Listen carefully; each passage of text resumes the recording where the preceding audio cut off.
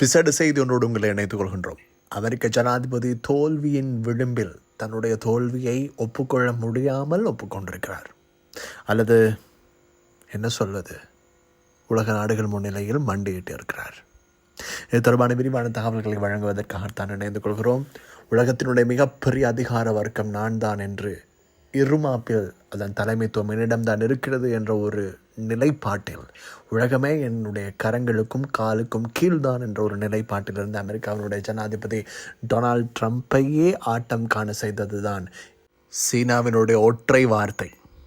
என்ன நடந்தது என்பதனை சற்றை விரிவாகவும் விளக்கமாகவும் பார்க்கலாம். அமெரிக்காவினுடைய ஜனாதிபதி டொனால்ட் ட்ரம்ப் ஏற்கனவே அறிவித்திருந்தார், உலகத்தினுடைய 60க்கும் மேற்பட்ட நாடுகள், கிட்டத்தட்ட நல்லவாக 70க்கும் மேற்பட்ட நாடுகள் அமெரிக்காவினுடைய அதிகரித்த வரி விதிப்புக்குள்ளாக இருந்தன. இலங்கையும் 44% வரி விதிப்புக்குள்ளாகி இருந்தது. இந்த நிலையிலே அதனையும் விட மிக பிரபலமாக பேசப்பட்ட ஒரு விடயம் இருந்தது. அதுபோல் எங்களுடைய பக்கத்து நாடுகள் வரிசையில் இந்தியாவுக்கு 26% வரி விதிப்பு விதிக்கப்பட்டிருந்தது. அதாவது இந்த ஏனைய நாடுகளினுடைய பொருட்கள் அமெரிக்காவுக்கு வந்து இறக்குமதி செய்யப்படுகின்ற போது அங்கே அந்த நாட்டு மக்களினுடைய பாவனையிலே தான் இந்த வரிகள் செல்லுபடியானதாக இருக்கும்.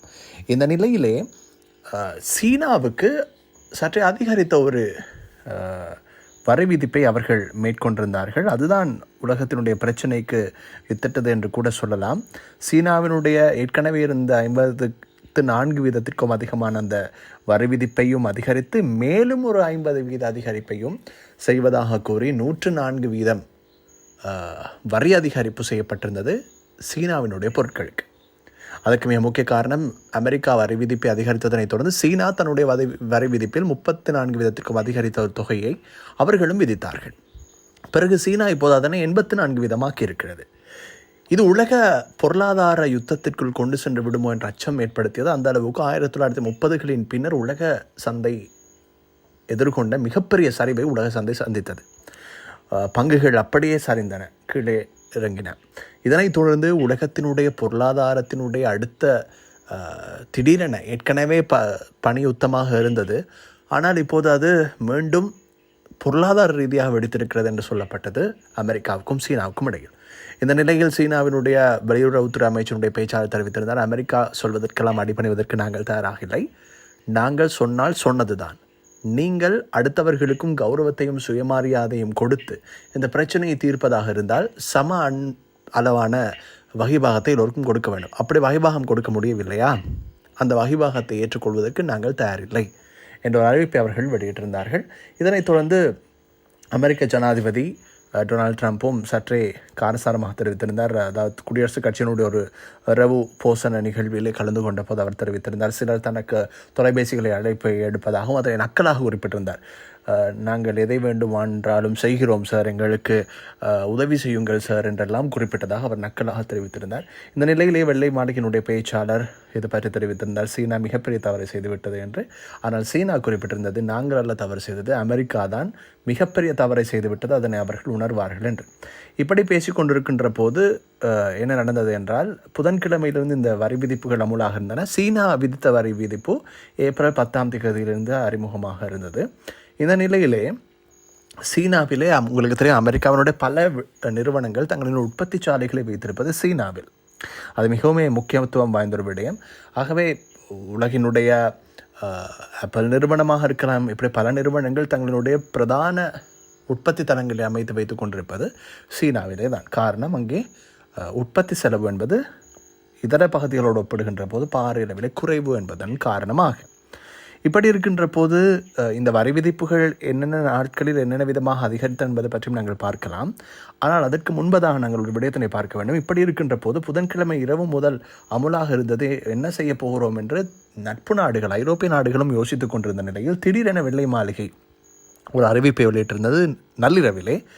அதனையும் விட அதற்கு முன்பதாக தன்னுடைய ட்ரூத் என்று சொல்லக்கூடிய சமூக வலைதளத்தினூடாக அமெரிக்க ஜனாதிபதி டொனால்ட் ட்ரம்ப் தெரிவித்திருந்தார், உலகினுடைய 90க்கும் மேற்பட்ட நாடுகள் என்று முதலில் குறிப்பிட்டிருந்தார்கள். பிறகு அனைத்து நாடுகளும் என்று அதனை திருத்திக் கொண்டார்கள். அவர்களுக்கு இந்த வரி விதிப்பிலே 90 நாட்கள் சலுகை அளிக்கப்படுகிறது. 90 நாட்கள் நாங்கள் இதனை இடைநிறுத்தி வைக்கிறோம். அந்த காலப்பகுதிகளுக்குள் 10% வரி விதிப்பு மட்டுமே அறவிடப்படும். அதனைத் தொடர்ந்து நாங்கள் அதனை அமுலாக்குவோம்.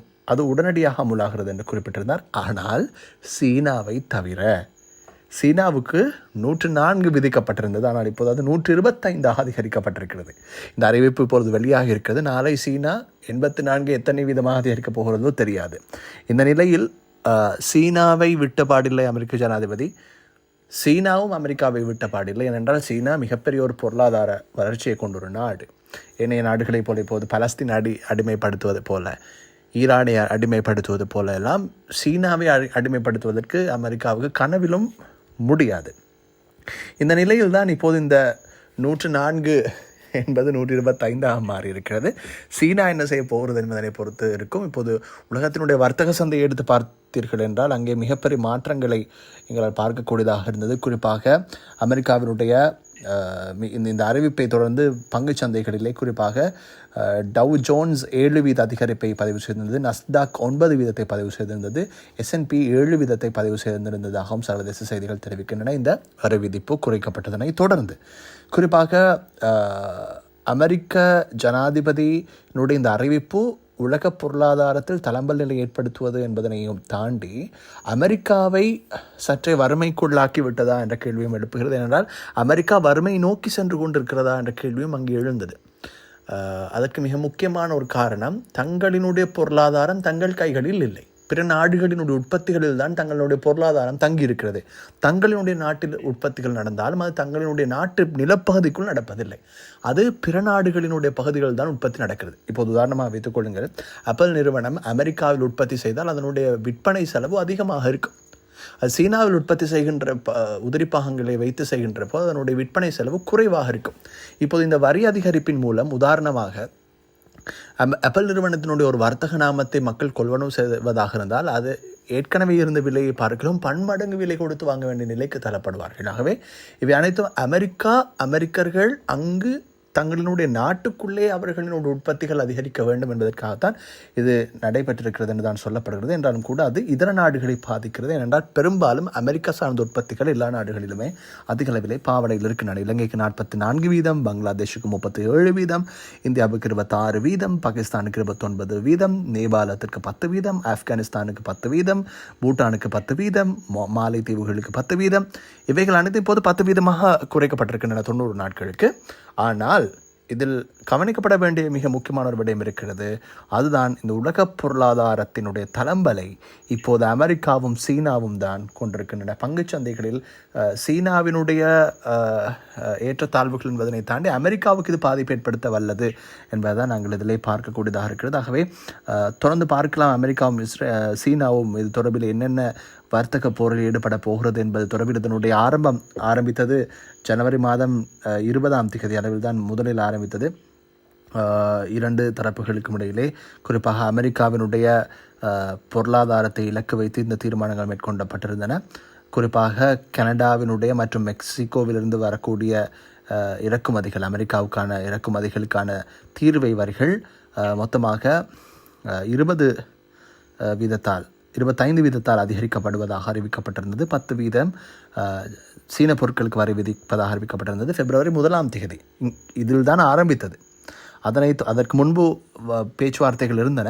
ஆனால் அதனை தொடர்ந்து இப்போது இந்த மாதத்தினுடைய முற்பகுதி என்பதுதான் இது பூதாகாரமாக வெடிப்பதற்கு பிரதான காரணமாக அமைந்திருக்கிறது. எதைப்படியோ அமெரிக்கா இப்போது உலகத்தினுடைய பொருளாதாரத்தை முற்றுமுழுதிலும் சீர்குலைத்து விட்டது. இதனுடைய விளைவு என்னவாகும் என்பதனை பொறுத்திருந்து பார்க்கலாம். தொடர்ந்து மனிதர்கள் நேயர்களே.